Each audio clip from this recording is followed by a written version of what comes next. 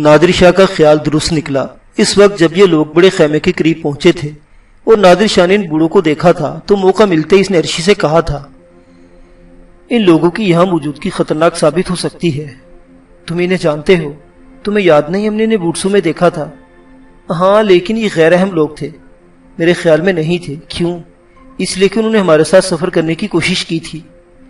جہاں تک میرا خیال ہے انہوں نے کہا تھا کہ وہ جڑی بوٹیوں پر ریسرچ کرنے والے ہیں اور صحرائے اعظم کے مشکل سفر میں کسی کی غربت کے خواہاں ہیں۔ اس وقت میں نے سوچا تھا کہ وہ اپنا کام کریں گے، ہم اپنا، اگر انہیں ساتھ لے جائے تو کوئی حرج نہیں ہے۔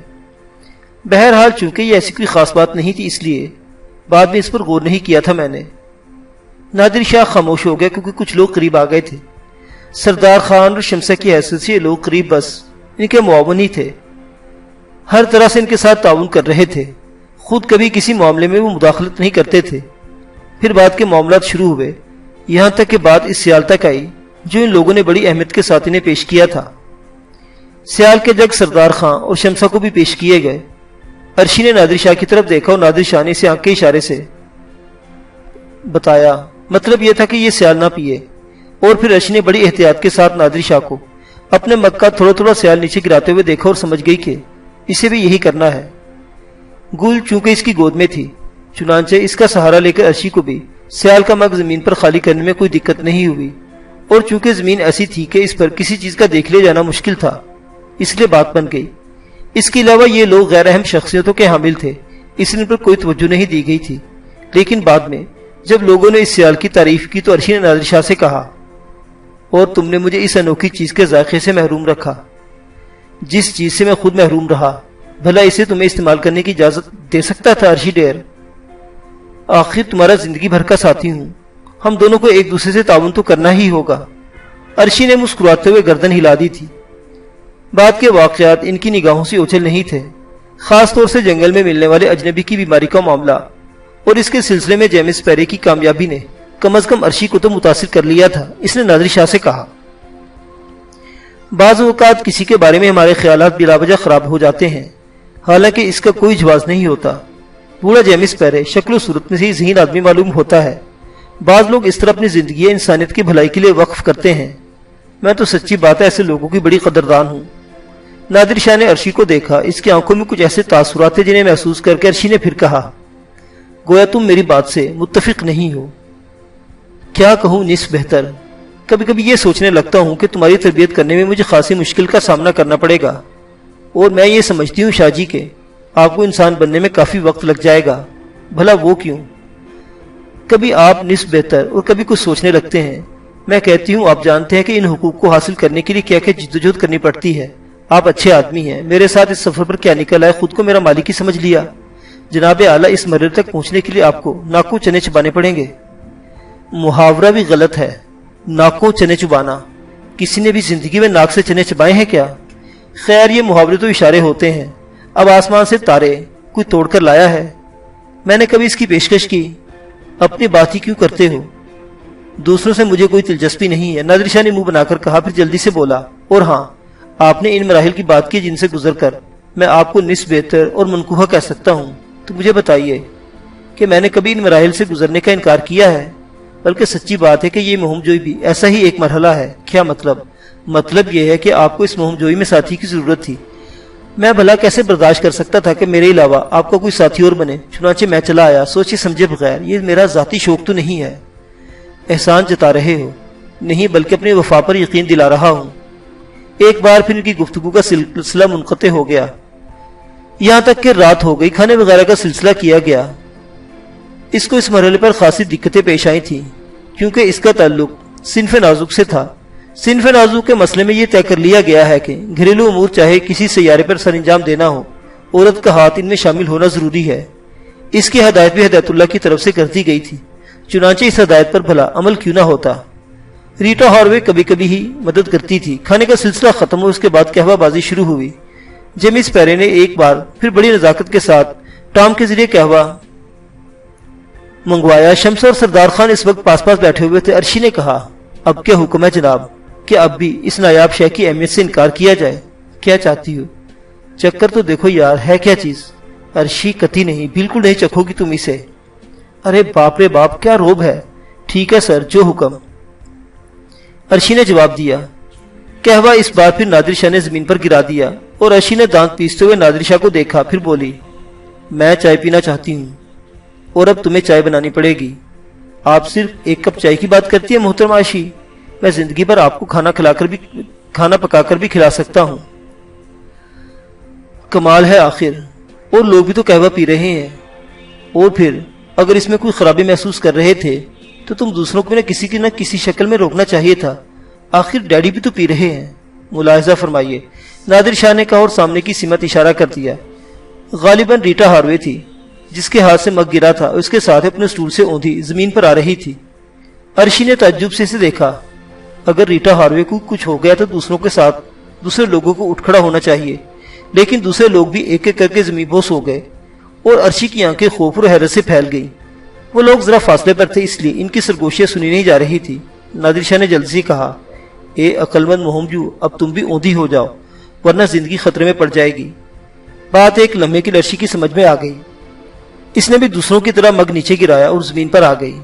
نادر شاہ بھی اس کی قریبی زمین پر دراز ہو گیا اور بیچاری گل اس اچانک افتاد پر رونے لگی۔ نادر شاہ کا چہرہ عرشی کے بالکل قریب تھا۔ عرشی نے سرگوشی کے عالم میں کہا، یہ کیا ہو گیا؟ محبت۔ نادر شاہ نے بھی سرگوشی میں جواب دیا، کیا فضول بکواس ہے۔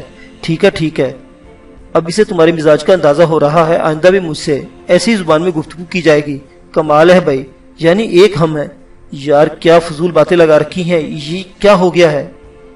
وہ جو ہونا چاہیے تھا، دوپہر کو اس سلسلے میں احتیاط برتی گئی تھی، لیکن اب وقت آ گیا تھا کہ کام دکھا دیا جائے۔ کیا مطلب کی بات کرو پلیز نادر شاہ، سنجیدہ ہو جاؤ۔ کیا ان لوگوں کو زہر دے دیا گیا ہے؟ میرا خیال ہے زہر دینے کی کوئی وجہ نظر نہیں آتی، کچھ اور سلسلہ ہے۔ اوہ مائی گاڈ ڈیڈی، کمال ہے مس عرشی، اتنے رومانی لمحات میں بھی آپ ڈیڈی ڈیڈی پکار رہی ہیں۔ زندگی کے کچھ وقت ہمارے لیے بھی وقف کر دیجئے۔ گل رو رہی ہے۔ عرشی نے کہا، ہماری اصل اولاد نہیں ہے، خواہ ان رومات انگیز لمحات کو ضائع کر رہی ہو۔ خدا کی قسم اتنے قریب ہو، نہ جانے کب نصیب ہوگا۔ نادر شاہ، ہاں ہلنے کی کوشش نہ کرنا، اب ہمارے جسموں میں جنبش نہیں ہونی چاہیے، اور پلیز خاموش۔ انہوں نے محسوس کیا تھا کہ بوڑھے ایک ایک شخص کا جائزہ لیتے پھر رہے تھے۔ وہ عرشی اور نادر شاہ کے پاس بھی آئے اور پھر غالباً جیمز پیرے کی آواز سنائی دی۔ اس نے کہا، ملاحظہ فرمایا آپ نے؟ نادر شاہ، کیا انہوں نے سب کو زہر دے دیا ہے؟ یہ بعد میں سوچنے کی بات ہے۔ ارے میرے ڈیڈی بھی شامل ہے اس میں، اللہ کی مرضی۔ تم کیا فضول باتیں کرتے ہو؟ لا حول ولا قوہ۔ میں نے جو جملہ کہا اس کے بعد تمہیں جملہ کہنا چاہیے تھا۔ میرا مطلب ہے کہ تم ان کے مرنے کی بات اتنی آسانی سے کر رہے ہو۔ ویسے موت واقعی مشکل چیز ہوتی ہے، لیکن معاف کرنا، کہ تم نے الائچی کھائی ہے؟ الائچی؟ عرشی حیرت سے بولی۔ ہاں، یہ بھینی بھینی خوشبو بالکل الائچی جیسی خوشبو محسوس ہو رہی ہے۔ نادر شاہ نے لمبی لمبی سانسیں لیتے ہوئے کہا، خدا تمہیں سمجھے، نہ جانے کس مٹی سے بنے ہوئے ہو۔ مٹی سے نہیں میڈم، آگ سے کہیے، آگ سے۔ سارا وجود آپ کی بدن کی آنچ سے تپ رہا ہے، لگتا ہے پگھل کر زمین پر بہہ جاؤں گا۔ دیکھو میں اٹھ کر بیٹھ جاؤں گی، بعد میں کچھ بھی ہو، عرشی نے زچ لہجے میں کہا، اور نادر شاہ خاموش ہو گیا۔ لیکن اس کے ہونٹوں پر مسکراہٹ تھی، البتہ اس کی آنکھیں مسلسل ان لوگوں کا جائزہ لے رہی تھی اور وہ ان کے بارے میں اندازہ لگا رہا تھا کہ وہ کیا کیا کر رہے ہیں۔ جب چند لمحات خاموشی سے گزر گئے تو عرشی نے کہا، یہ کیا کر رہے ہیں آخر؟ پتہ نہیں، میں ان کے بارے میں نہیں سوچ رہا۔ پلیز نادر شاہ، ایک بات بتاؤ، تم نے کیسے اندازہ لگا کہ یہ لوگ خطرناک ہیں اور ہم سے مخلص نہیں ہیں؟ ارے جیمز پیرے نے اس شخص کی حالت بہتر کر دی جو زندگی اور موت کی کشمکش میں مبتلا تھا۔ وہ ایک الگ بات ہے عرشی، لیکن تم یقین کرو، پولیس کی نوکری میں جو تربیت دی جاتی ہے وہ اپنی جگہ الگ الگ اہمیت کی حامل ہوتی ہے۔ ہم جرم کی لکیر پہچان لیتے ہیں اور ہمیں اندازہ ہو جاتا ہے کہ کون کس قسم کا انسان ہے۔ ان کے اندر کوئی ایسی خاص بات تھی جو یہ ظاہر کر رہی تھی کہ ان کے لہجے اور ان کے انداز میں وہ خلوص نہیں ہے جس کے بارے میں سوچا جا رہا ہے۔ کہیں نہ کہیں کوئی گڑبڑ ضرور ہے۔ اب یہ گڑبڑ منظر عام پر آ گئی۔ میں تو بے چین ہو رہی ہوں، کیا انہوں نے ان لوگوں کو کوئی زہریلی چیز پلا دی ہے؟ یہ بچ سکیں گے یا نہیں؟ کچھ کرو نادر شاہ۔ نہیں عرشی، دیکھو جو ہونا تھا وہ ہو چکا ہے، ہم ہوئے کو نہیں ٹال سکتے، لیکن آئندہ کچھ کرنا ہے تو خاموشی سے ان لوگوں کا عمل دیکھو۔ یہ زیادہ سے زیادہ کیا چاہتے ہیں اس کا اندازہ لگانے کی کوشش کرو۔ اور اگر نہیں بابا، اب تمہیں یہ بات بتا دوں کہ ان لوگوں نے انہیں زہر نہیں دیا ہے۔ وہ خاموش ہو جاؤ، وہ سب اسی طرف آ رہے ہیں۔ ایک بار پھر جیمز پیرے ان کے قریب پہنچا اور اسے اپنے ساتھی سے کہا، اٹھاؤ بچی کو۔ ویسے کیا یہ غیر معمولی بچی نہیں ہے؟ سر اس کی پشت کھول کر دیکھی جائے۔ ہاں، ٹارچ روشن کرو، جیمس پیرے نے کہا، اور ایک آدمی نے گل کو گود میں اٹھا لیا۔ دوسرے نے اس کی پشت کھولی اور جیمس پیرے ٹارچ کی روشنی گل کی پشت پر ڈالنے لگا۔ پھر اس نے گل کے پورے بدن کو ٹارچ کی روشنی میں دیکھ ڈالا۔ اس کے بعد کسی قدر پریشان لہجے میں بولا، یہ کیا قصہ ہے؟ اس کی پشت پر نیل کنٹھ کا نشان تو نہیں ہے؟ جی سر، اس کا مطلب ہے کہ یہ وہ بچی نہیں ہے۔ پھر ہم بلا وجہ ان کے پیچھے جھک مارتے رہے، لیکن بچی کو ساتھ لے کر صحرائے اعظم میں سفر کرنا کیا معنی رکھتا ہے، جبکہ اس کو سنبھالنے والی یہ عورت بھی اس کے ساتھ ہی ہے؟ بات کچھ سمجھ میں نہیں آئی ہے سر۔ خیر، بعد میں پتہ چل جائے گا، یہ لوگ خود اس بارے میں بتائیں گے۔ لیکن میں واقعی اس کی پشت پر لین کل کا نشان نہ ہونے سے بددل ہو گیا ہوں۔ اس کا مطلب ہے کہ یہ لوگ اصل نہیں ہیں۔ چلو ان کے ہتھیار قبضے میں کر لو، فوری طور پر ان کے سارے ہتھیار قبضے میں کر لو، باقی چیزوں کو ہاتھ لگانے کی ضرورت نہیں، لیکن ہتھیار نام کی کوئی چیز ان کے پاس نہیں رہنی چاہیے۔ ادھر کہاں جا رہے ہو؟ پہلے ان کی جسموں کی تلاشی لو۔ اور ہاں، وہ سب بے ہوش پڑے ہوئے لوگوں کے جسموں پر مصروف ہو گئے۔ نادر شاہ اور عرشی کو بھی ٹٹولا گیا۔ اس کے بعد انہوں نے لینڈ روور کا رخ کیا تھا۔ نادر شاہ نے غصیلے لہجے میں کہا، باقی اور کوئی بات ہو یا نہ ہو، لیکن جس نے تمہارے جسم کو ہاتھ لگایا ہے میں اسے زندہ نہیں چھوڑوں گا۔ پھر وہی فضول باتیں، میں کہتی ہوں انسان بنو۔ تمہیں اندازہ ہو گیا ہوگا کہ اب تو، جی جناب، میں آپ سے پہلے ہی عرض کر چکا ہوں کہ ان کے اندر کوئی خاص بات ہے۔ چلو شکر تصدیق ہو گئی آپ کو، اب تو آپ مجھے شوہر تسلیم کر لیں۔ میرا مطلب ہے کہ عقل مند تسلیم کر لیں۔ یہ لوگ تو بڑے گہرے نکلے، مگر یہ کم وقت اس عمر میں بھی خزانے کا کیا کریں گے؟ ہر عمر میں خزانوں کا تصور مختلف ہوتا ہے۔ جیسے اگر اس عمر میں اسے پوچھا جائے کہ تمہیں کون سا خزانہ درکار ہے، تو میں سامنے کی سمت اشارہ کر دوں گا۔ نادر شاہ، یہ تو بڑے سنسنی خیز معاملات ہیں، پلیز مذاق مت کرو۔ میں تمہارے ڈیڈی کی زندگی کی مبارکباد دیتا ہوں۔ اب تو اس کی تصدیق ہو گئی ہے کہ کم از کم انہوں نے ان لوگوں کو زہر نہیں دیا۔ وہ کیسے؟ Good, very good. لگتا ہے افریقہ کی زہریلی ہواؤں نے تم سے تمہاری ذہانت چھین لی ہے عرشی۔ ارے بابا، تلاشی لینے اور ہتھیاروں کو قبضے میں کر لینے کا مطلب یہ ہے کہ بعد میں کہیں ان سے خطرہ درپیش نہ ہو۔ اس سے یہ اندازہ لگا لو کہ یہ لوگ صرف بے ہوش ہیں اور بالآخر ہوش میں آ جائیں گے۔ عرشی نے گہری گہری سانس لی تھی۔ چند لمحات خاموش رہنے کے بعد عرشی بولی، کچھ کرو، یہ لوگ ہمارے ہتھیار قبضے میں کر لیں گے کہ ایسا نہ ہو کہ ہماری گاڑیاں بھی لے کر یہاں سے نکل جائیں۔ کچھ ایسا ہی چکر معلوم ہوتا ہے۔ سنو، میرے خیال میں یہ جو کچھ کر رہے ہیں کرنے دیا جائے۔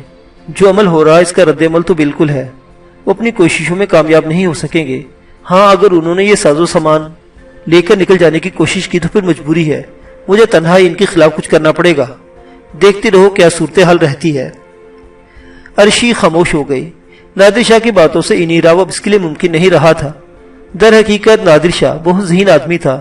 کم از کم اسی بات سے اندازہ ہو جاتا تھا کہ ان کے تمام ساتھی بے ہوش پڑے ہوئے تھے اور وہ ہوش میں تھے، اور پھر گل کا معاملہ بھی سامنے آ گیا تھا۔ اس کا مطلب ہے کہ یہ لوگ نیل کنٹھ کا ہی سفر کر رہے تھے۔ بہرحال یہ لمحات بڑے سنسنی خیز تھے۔ وہ ان کی کارروائیوں کا جائزہ لیتے رہے۔ تمام ہتھیار ٹرک میں رکھ دیے گئے اور اس کے بعد فراغت حاصل کر کے وہ لوگ سٹولوں پر بیٹھ گئے۔ جب اس پیرے کی آواز سنائی دی، تم میں سے اگر چند افراد سونا چاہیں تو بے شک سو جائیں، میں ان پر نگران رہوں گا۔ اور ہاں، 2 آدمی ہتھیاروں کے ساتھ ٹرک پر مستعد رہیں، ممکن ہے یہ لوگ جنگ و جدل پر آمادہ ہو جائیں۔ ہم سب مستعد ہیں مسٹر جیمس پیرے، لیکن میرا خیال میں یہ صبح سے پہلے ہوش میں نہیں آئیں گے۔ پھر بھی احتیاط سب سے اچھی چیز ہوتی ہے، جیمس پیرے نے کہا، اور اس کے بعد گہری خاموشی طاری ہو گئی۔ ریٹا ہاروے ہی سب سے پہلے ہوش میں آئی تھی۔ کھدری زمین پر بدن کی جو حالت ہوئی تھی، اس نے ایک لمحے میں موجود ماحول اور گزرے ہوئے واقعات کا احساس دلا دیا۔ اس نے دونوں ہاتھ زمین پر ٹکائے اور پھرتی سے اٹھ کر بیٹھ گئی۔ قریبی لارک اینجلو پڑا ہوا نظر آیا تھا۔ ریٹا بدحواسی کے عالم میں لارک اینجلو کو جھنجھوڑنے لگی۔ مسٹر لاک، جلدی جلدی ہری اپ، اٹھیے مسٹر لاک۔ اور لارک اینجلو گھبرائے ہوئے انداز میں اٹھ کر بیٹھ گیا۔ کیا ہو گیا، کیا بات ہے؟ اس نے بوکھلائی ہوئی آواز میں پوچھا۔ یہ دیکھیے سب، او مائی گاڈ، صبح ہو گئی شاید، او مسٹر بائر۔ اور ریٹا کی آواز بند ہو گئی۔ اس نے سبھی کو دیکھ لیا تھا۔ سب اسی کی طرح اوندھے سیدھے پڑے ہوئے تھے۔ بس گل تھی جو ہنس رہی تھی اور مسکرا رہی تھی، اور اپنی ماں کے پاس بیٹھی ہوئی اس کے چہرے کو ٹٹول رہی تھی۔ ریٹا ہاروے خشک ہونٹوں پر زبان پھیرتے ہوئے ادھر ادھر دیکھنے لگی۔ تبھی اس نے اسٹولوں پر ان پرسرار بوڑھوں کو بیٹھے ہوئے دیکھا اور جلدی سے کھڑی ہوئی۔ یہ سب کیا ہے؟ کیا ہے یہ سب کچھ؟ اس نے غرائے ہوئے لہجے میں کہا۔ लेकिन बूढ़े साकिन और जामिद बैठे रहे। रीटा की हिम्मत न पड़ी कि आगे बढ़कर इनके करीब पहुंचे। न जाने क्यों इसे वो बेहद पुरस्कार लग रहे थे, माफूकुल फितरत जैसे इनमें जिंदगी ही ना हो। लार्क एंजेलो ने जो अलबत्ता हवास बहाल कर लिए थे और एक एक को झंझोड़ कर उठा रहा था। थोड़ी देर के बाद सब उठकर बैठ गए। इन्हें अपनी हालत का आहिस्ता आहिस्ता एहसास हुआ था, जबकि बूढ़े साकित हालत में बैठे हुए थे। कंवर मेहताब अली भी उठकर बैठ गया। फिर इसने सर हिदायतुल्लाह की तरफ देखा। हिदायतुल्लाह ने सरगोशी के लहजे में कहा, ये सब क्या है कंवर? वही जो कुछ हो सकता है, हमारे साथ खेल हो गया। क्या मतलब? रात को याद नहीं है होश के आखिरी लम्हात क्या थे? हाँ मुझे याद है, हम लोगों ने कहवा पिया था, लजीज कहवा जिसका मजा बेमिसाल था। कंवर मेहताब अली ने तंजिया लहजे में कहा और सर हिदायतुल्लाह पुरख्याल अंदाज में गर्दन हिलाने लगा। ये कमबख्त क्या मर गए? इसने साकित बैठे हुए बूढ़ों को कहा, जिनकी पलकें तक नहीं झपक रही थी। सब के सब एक ही अंदाज में बैठे हुए थे। किसी ने कोई जवाब नहीं दिया। नादिर शाह और अर्शी भी उठकर बैठ गए थे। अर्शी ने बेइख्तियारी से गुल को अपने सीने में भींच लिया था। नादिर शाह भी हैरान होने की अदाकारी कर रहा था। फिर अचानक बूढ़ों में जैसे जिंदगी की लहर दौड़ गई। यूं महसूस हुआ था जैसे इनमें करंट वापस आ गया हो। जेमिस पैरे ही सबसे पहले अपनी जगह से उठा था। सुबह बखैर दोस्तों, इसने मुस्कुराकर खुश अखलाकी से कहा, लेकिन इसके बाद का किसी ने कोई जवाब नहीं दिया। जेमिस पैरे के साथ ही वो तमाम लोग भी खड़े हो गए जो इसके साथी थे। जेमिस पैरे ने 2 कदम आगे बढ़ाए और कहा, मेरा ख्याल अब जिंदगी के मामूलात जारी करो। तुम्हें नाश्ते वगैरह का इंतजाम करना चाहिए। हमें अपने काम करने की इजाजत दो। 1 मिनट मिस्टर जेमिस पैरे, हिदायतुल्लाह ने कहा और जेमिस पैरे मुड़ते मुड़ते रुक गया। जी, इसने कहा, इस ड्रामे की वजह बताओगे? कौन से ड्रामे की बात कर रहे हो? ये सब क्या था? बेहोश किया था हमने तुम लोगों को, जेमिस पैरे ने पुरस्कून लहजे में कहा। क्यों? मेरा ख्याल है नाश्ते का बंदोबस्त कर लो। नाश्ते के बाद जहन ताज़ा हो जाएंगे, फिर बातें करेंगे। मिस्टर जेमिस पैरे, ज्यादा अदाकारी दिखाने की जरूरत नहीं। मैं तुमसे जो पूछ रहा हूं इसका जवाब दो। हिदायतुल्लाह का लहजा तेज हो गया और जेमिस पैरे मुस्कुराने लगा। इसने अपने साथियों की जानिब देखा और बोला, मेरा ख्याल है ये बेवकूफ लोग अब अपनी वर्दी का एहसास रखते हैं। माई डेर कंवर मेहताब अली और बाकी तमाम लोग, जो कुछ मैं कह रहा हूँ वो करो। नाश्ते वगैरह से फरागियत हासिल कर लो, इसके बाद हमारे और तुम्हारे दरमियान गुफ्तगू हो जाएगी। जेमिस पैरे ने लापरवाही से अपने साथियों से कहा और वो लोग जेमिस पैरे के साथ वापस मुड़ गए। ये तमाम लोग हक्का बक्का जेमिस पैरे की सूरत देख रहे थे। सर हिदायतुल्लाह ने सरसराती हुई आवाज में कहा, कुछ हो गया है। मेहताब अली, आओ लैंड रोवर तक चलें। और वो सभी लैंड रोवर की तरफ दौड़े थे। नादिर शाह और अर्शी भी पीछे नहीं रहे थे। वो किसी किस्म की वाकफियत का इजहार नहीं करना चाहते थे। लैंड रोवर में दाखिल होने के बाद जायजा लिया गया। तमाम सामान जू का तू मौजूद था, लेकिन चंद ही लम्हात में इन्हें अंदाजा हो गया कि लैंड रोवर में असला नहीं है। माइकल बायर ने सबसे पहले बोलने में पहल की, असला, उन्होंने हमारा असला अपने कब्जे में ले लिया है। फिर अचानक ही माइकल बायर ने अपनी जेबें टटोलते हुए कहा, और चाबी भी, लैंड रोवर के इंजनों की चाबी भी हमारे पास मौजूद नहीं है।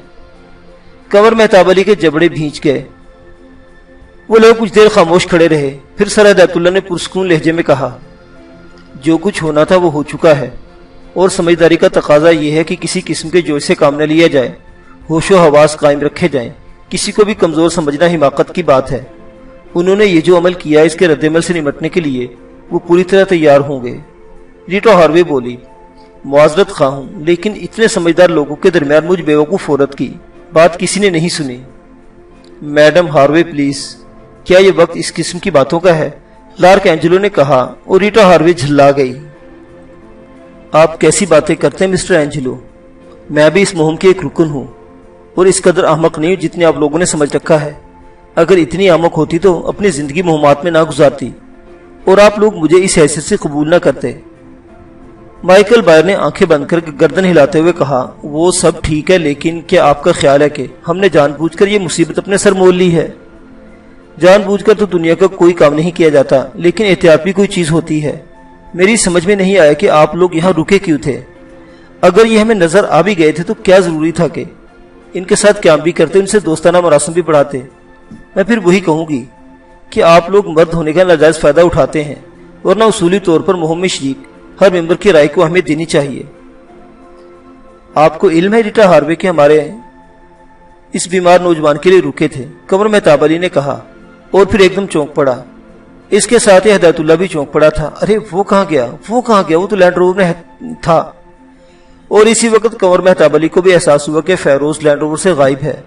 وہ لوگ سب کچھ بھول کر ادھر ادھر نگاہیں دوڑانے لگے۔ تب انہوں نے فیروز کو اس ٹرک کے پاس ایک سٹول پر بیٹھے ہوئے دیکھا جو بوڑھوں کی ملکیت تھا۔ فیروز آرام سے وہاں بیٹھا ہوا تھا اور اس کے ہاتھ میں کسی چیز کا جگ تھا جس کے وہ چھوٹے چھوٹے گھونٹ لے رہا تھا۔ او مائی گاڈ، وہ تو بالکل ٹھیک نظر آ رہا ہے۔ ان کمبختوں کا کارنامہ ہے جسے تسلیم کرنا پڑے گا، سر ہدایت اللہ نے کہا۔ آپ لوگ اور بھی بہت سے کارنامے تسلیم کریں گے ابھی، ریٹا ہارمن نے برا سا منہ بنا کر کہا اور اس کے بعد خاموش ہو گئی۔ سر ہدایت اللہ نے کہا، میرے خیال میں ناشتے کا واقعی انتظام کر لینا چاہیے۔ ہم لوگوں کو دماغ ٹھنڈا رکھ کر آگے کے اقدامات کرنا ہوں گے ورنہ نقصان اٹھا جائیں گے۔ انہوں نے ہمارا اسلحہ قبضہ میں کر ہی لیا ہے اور یقینی طور پر وہ اسلحہ کا استعمال بھی جانتے ہوں گے۔ ہمیں کسی ایسے موقع کی طاق میں رہنا چاہیے جب ہم ان سے چھٹکارا حاصل کر سکیں۔ لیکن یہ لوگ آخر چاہتے کیا ہے یہ تو بعد میں ہی معلوم ہوگا۔ جیمس پیرے نے یہ بھی کہا کہ ناشتے کے بعد ہم سے گفتگو کرے گا، چنانچہ اس وقت صرف ناشتے کا بندوبست کیا جائے۔ اس کے بعد تیاریاں ہونے لگی۔ گیس اسٹوو پر چائے کا پانی چڑھا دیا گیا۔ جو کچھ انتظام ان کے پاس تھا اس کی ترتیب ہونے لگی اور تھوڑی دیر کے بعد سب چلتا پھرتا ناشتہ کرنے لگے۔ کنور مہتاب علی کی نگاہیں بار بار فیروز کی جانب اٹھ رہی تھی۔ فیروز ان لوگوں سے بے تعلق بیٹھا ہوا تھا۔ کنور مہتاب علی کے دل میں نہ جانے کیا کیا خیالات آنے لگے۔ کیا فیروز نے ان لوگوں کا ساتھ قبول کر لیا؟ کیا وہ کسی طرح ان کے ٹرانس میں آ گیا ہے؟ کیا ہوا ہے اسے؟ وہ ایک دم بدلا بدلا سا کیوں نظر آ رہا ہے؟ ورنہ اصولی طور پر اٹھ کر ان لوگوں کے پاس آ جانا چاہیے تھا۔ کنور مہتاب علی نے ماضی پر نگاہیں دوڑائی تو احساس ہوا کہ فیروز اتنا برا انسان تو نہیں ہو سکتا اس وقت کوئی مصلحت اختیار کی ہو۔ بہرحال اس سلسلے میں بہت زیادہ تنگودو نہیں کی جا سکتی تھی کیونکہ ظاہر ہے وہ بھی نہیں بتا سکتا تھا کہ فیروز اس کا ساتھی ہے۔ ابھی تک اس نے فیروز کا نام تک نہیں لیا تھا، چنانچہ اس نے خاموشی اختیار کر لی۔ ادھر شاید جیمس پیرے وغیرہ ناشتے میں مصروف تھے۔ کچھ دیر کے بعد فارغ ہو کر اس طرف آ گئے۔ یہ لوگ بھی ناشتے وغیرہ سے فراغت حاصل کر چکے تھے۔ تب جیمس پیرے نے مسکراتے ہوئے کہا، آؤ دوستو، دیکھو موسم کتنا خوشگوار ہو گیا ہے، ورنہ افریقہ میں اس قسم کے موسم کا تصور بھی نہیں کیا جا سکتا۔ آسمان پر واقعی بادل چھا گئے تھے اور ہلکی ہلکی ہوا چل رہی تھی۔ یہ کیفیت صبح سی تھی۔ وہ خود بھی اس موسم سے لطف اندوز ہوتے، لیکن انہیں جو ذہنی جھٹکا برداشت کرنا پڑا تھا وہ ان کے لیے سخت اذیت ناک تھا۔ بہرحال ایک صاف ستھری جگہ پر وہ سب بیٹھ گئے۔ تب جیمس پیری نے کہا، اور بہت سے اندازے ہوں گے آپ لوگوں کو یہ بھی پتہ چل گیا ہوگا کہ آپ کی گاڑیوں کی چابی ہمارے پاس ہے، آپ کا تمام اسلحہ بھی ہمارے پاس ہے۔ بات اصل میں یہ ہے میرے دوستوں کہ ہر شخص کی اپنی ضروریات ہوتی ہیں۔ اس وقت جو باتیں تم سے کر رہا ہوں اگر سمجھدار ہو تو ان پر غور کرنا اور صورتحال کا صحیح طور پر اندازہ لگانا۔ نہ سمجھی کا کوئی رد عمل صرف تمہارے نقصان دہ ہوگا، ہمیں اس سے کوئی نقصان نہیں پہنچے گا۔ کسی نے کوئی جواب نہیں دیا۔ وہ خاموشی سے بیٹھے جیمس کی صورت دیکھ رہے تھے۔ جیمس پیرے نے چند لمحات خاموش رہنے کے بعد کہا، یہ سچ ہے کہ ہم محقق ہیں اور ہم نے آج تک بہت کچھ کیا ہے۔ ثبوت کے طور پر ٹرک کے پاس بیٹھے ہوئے نوجوان کو دیکھ لو۔ اب یہی بالکل پہلی جیسی حالت میں ہے۔ کسی بھی دوا کے 2-3 ڈوز اس طرح جادو کا اثر نہیں رکھتے، لیکن یہ صرف میں ہوں، میں جیمس پیرے، جس بات کا دعویٰ کرتا ہوں کہ میں صرف موت کا علاج نہیں کر سکتا، ورنہ اس کے علاوہ جو کچھ میرے پاس ہے وہ تم لوگوں کے لیے ناقابل یقین ہوگا۔ تم تصور بھی نہیں کر سکتے کہ میں نے ان جڑی بوٹیوں سے اب تک کیا کیا کر ڈالا ہے۔ میں اب بھی اپنی تحقیقات کو منظر عام پر نہیں لانا چاہتا۔ میری آرزو ہے کہ میں دنیا کے ان تمام لوگوں کی مانند اپنی موت کے بعد اپنا کام چھوڑ جاؤں جو دنیا کی بقا کے لیے اعلیٰ ترین حیثیت رکھتے ہیں۔ تاریخ میں، کتابوں میں ان کا نام موجود ہے اور وہ امر ہو چکے ہیں۔ میں بھی امر ہونا چاہتا ہوں۔ میری بھی آرزو ہے کہ جو کچھ اس دنیا کے لیے کروں اسے میرے نام کے ساتھ یاد رکھا جائے، ورنہ اہل ثروت اس پر قابض ہو جائیں گے۔ کوئی کچھ کہے گا اور کوئی کچھ۔ کیا مطلب مسٹر پیرے؟ لارک اینجلو بول پڑا اور جیمس پیرے نے خونخوار نگاہوں سے اسے دیکھا۔ یہی ہوتا چلا آیا ہے، یہی ہوتا ہے۔ ناداروں کی صلاحیتیں خرید لی جاتی ہیں، ذہانت فروخت ہوتی ہے، کرتا کوئی ہے، نام کسی کا ہوتا ہے، اس لیے کہ ذہانت کے ساتھ اس کے پاس دولت نہیں ہوتی۔ دولت کے بغیر کوئی اپنی ذہانت کو کبھی منظر عام پر نہیں لا سکتا، وہ گمنام مر جاتا ہے، اور اہل ثروت اس کی کاوشوں کو اپنے نام سے منسوب کر کے شہرت پاتے ہیں۔ بولو، کیا ایسا نہیں ہوتا؟ میں جھوٹ بول رہا ہوں؟ جیمس پیرے کا چہرہ سرخ ہو گیا۔ کنور مہتاب علی نے کہا، ٹھیک ہے مسٹر پیرے، لیکن آپ کیا کہنا چاہتے ہیں؟ کچھ سمجھ میں نہیں آیا۔ میرے پاس دولت نہیں ہے۔ اس میں ہمارا کیا قصور ہے؟ ریٹا مسکرا کر بولی، میرا مذاق اڑا رہی ہو؟ میں جیمس پیرے، تم دیکھ لینا، ایک دن اقوام عالم میں، دنیا بھر میں میرے نام کا ڈنکا بج رہا ہوگا، مجھے محب انسانیت کے نام سے یاد رکھا جائے گا، دنیا کے ہر ملک میں میرے مجسمے نصب کیے جائیں گے۔ नहीं मिस्टर पैरे, हम आपका मजाक नहीं उड़ा रहे, आप दुरुस्त कह रहे हैं। मैं जो कुछ करना चाहता हूँ अपने बल पर करना चाहता हूँ, और इसके लिए मुझे दौलत दरकार है, बेपनाह दौलत, जिससे मैं दुनिया की सबसे शानदार लेबॉर्ट्री बना सकूं, अपनी काविशों को खुद रोशनास कराऊं। आप जरूर ऐसा करें मिस्टर पैरे, हिदायतुल्लाह ने नर्म लहजे में कहा। हमारे बारे में अगर कुछ और मालूमात हासिल करना चाहते हो तो बता दो। दोस्तों, इसके बाद हमें तुमसे कुछ सवालात करना होंगे, और बेहतर तरीका यह है कि तुम हमें इन सवालात के सही जवाब दो। मिस्टर जेमिस पैरे, जिन हालात में आपने हमारे साथ ये सलूक किया है, क्या इसके बाद आप इस बात की तवक्को रखते हैं कि हम आपसे ताउन करेंगे? मैं तुम्हें बहुत अच्छी पेशकश करूंगा और तुम लोग मेरे साथ ताउन करने में नुकसान में नहीं रहोगे। सवाल ही पैदा नहीं होता मिस्टर जेमिस पैरे कि हम आपकी महकूमियत इख्तियार करें, सर हिदायतुल्लाह ने कहा। तो फिर ठीक है, तुम बहर तौर हमारे साथ कैदियों की हैसियत से आगे बढ़ोगे। असल में वो कहानी हमारे इल्म में है जो अखबारात की जीनत बनी थी, और इसे पढ़ने के बाद ही हमने ये इंतजामात किए। जिन किरदारों की निशानदेही इस कहानी में की गई वो तुम्हारे अलावा और कोई नहीं हो सकते। हमने एक प्लान बनाया था, लेकिन तुम लोगों के मिल जाने के बाद हमने इस प्लान में तब्दीली कर ली है। क्या प्लान था? क्या इन हालात में हम तुम्हें वो प्लान बता सकते हैं? क्या मतलब? बात वही आ गई कि हम एक दूसरे से ताउन किए बगैर आगे कदम नहीं बढ़ा सकते। अगर तुम दरहकीकत नीलकंठ की जानिब सफर कर रहे हो तो हमसे ताउन करो, इससे बेहतर तरीकाकार और कोई नहीं हो सकता। नीलकंठ? हिदायतुल्लाह ने सवालिया अंदाज में कहा और फिर अपने साथियों की तरफ देखने लगा। जेमिस पैरे हंस पड़ा था। हाँ, यह भी एक तरीकाकार है कि तुम उसूली तौर पर इस बात से इनकार कर दो, लेकिन मेरे दोस्त, शायद तुमने एक गलती कर डाली। अल्फाज भी बड़ी हैसियत के हामिल होते हैं। जब मैंने अखबार में पढ़ी जाने वाली किसी कहानी का तज़किरा किया था तो तुम में से किसी ने तो इस पर हैरत का इजहार किया, न इसके बारे में मुझसे कोई सवाल किया। इसका मकसद है कि कहानी वाली बात तुम्हारे इल्म में है और कहानी के सिलसिले में तुम ही जानते हो। मेरा ख्याल है उम्र इंसान पर यकीनी तौर पर असरअंदाज होती है। तुम ऐसी अहमकाना बातें कर रहे हो जेमिस पैरे जिसका कोई सर है ना पाओ। मैं समझता हूँ कि तुम्हारी ये अहमकाना बातें हमारे दरमियान खलीजी पैदा करती चली जाएंगी। हालांकि हम जराइम पेशा लोग नहीं हैं और तुम्हें कोई नुकसान नहीं पहुंचाना चाहते, लेकिन तुम वो हालात पैदा कर दोगे जिनके तहत हमें मुजरिमाना अंदाज में सोचना पड़ेगा। चलो ठीक है, वक्त गुजरने दो। वक्त तुम्हें खुद ब खुद हमारे साथ ताउन करने पर मजबूर कर देगा। वैसे सवाल तो बहुत है मेरे जहन में। मसलन मैं तुम्हारे साथ इस बच्ची के बारे में पूछना चाहता हूँ। इसकी पुश्त पर नीलकंठ का निशान नहीं, लेकिन ये तुम्हारे साथ है। आखिर इसकी वजह क्या है? मैंने कहा ना मिस्टर जेमिस पैरे के इंसान बाज़-औक़ात अपने आप को हद से ज्यादा अक्लमंद समझकर ऐसी अहमकाना बातें करने लगता है जिसका कोई सरपाव नहीं होता। हम किसी नीलकंठ के बारे में कुछ नहीं जानते, और जहां तक इस बच्ची का ताल्लुक है, तुमने इसके माँ बाप को देख लिया है। वो सीधे साधे मुलाजिम किस्म के लोग हैं। हमने इन्हें अपनी खिदमत के अपने साथ रखा है। वो एक बच्ची की माँ बाप हैं, बच्ची को छोड़कर नहीं जा सकते थे। हमारे कहने की वजह से हमारे साथ आ गए, और इससे ज्यादा इनकी और कोई हैसियत नहीं है। बहरहाल मिस्टर जेमिस पैरे, तुम लोग हथियारों के नाम पर हम पर हावी हो गए हो, लेकिन ये बेहतर अमल नहीं है। अगर नीलकंठ की कोई कहानी है तो बराहे करम हमें भी इसके बारे में बताओ। हम सिर्फ मोहमजू हैं जो सिर आजम के बारे में वो तफसीलात मालूम करना चाहते हैं जो हमारे जहनों में है। बस इसके अलावा हमारा और कोई मकसद नहीं है।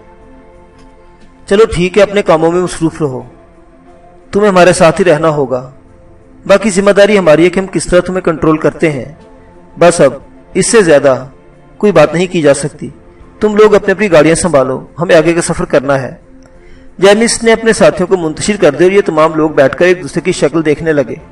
फेरोज अब भी इन सबसे लातल्लुक वहीं ट्रक के पास बैठा हुआ था। जेमिस पैरे जब वहां पहुंचा तो उठकर खड़ा हुआ।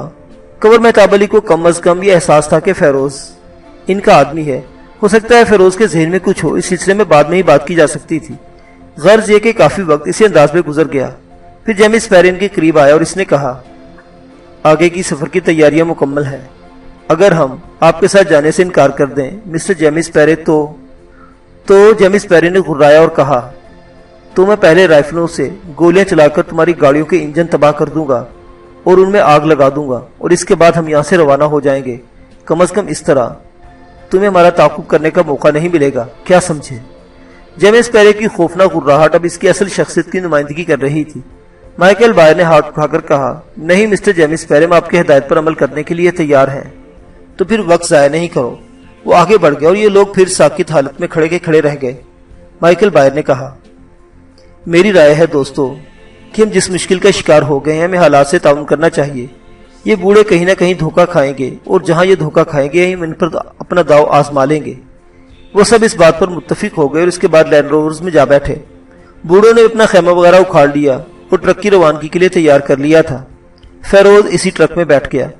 سر ہدایت اللہ ان لوگوں سے معذرت کر کے جھاڑیوں میں جانے کے بہانے وہاں سے آگے آیا اور اس طرح جھاڑیوں میں بیٹھ گیا جیسے ضروری حاجت سے فارغ ہو رہا ہو، لیکن اس نے ٹرانسمیٹر آن کر دیا تھا اور عرشی سے رابطہ قائم کرنے کی کوشش کر رہا تھا، لیکن دوسری طرف سے ٹرانسمیٹر ریسیو نہیں ہو گیا۔ سر ہدایت اللہ چند لمحات یہ کوشش کرتا رہا۔ اب اسے تشویش ہو گئی تھی۔